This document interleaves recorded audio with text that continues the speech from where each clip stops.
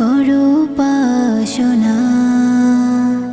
চোখের জলে দাও গড়িয়ে জীবনের সব গুনাহ। তাসবিহ তাহলিল জপে আজি হও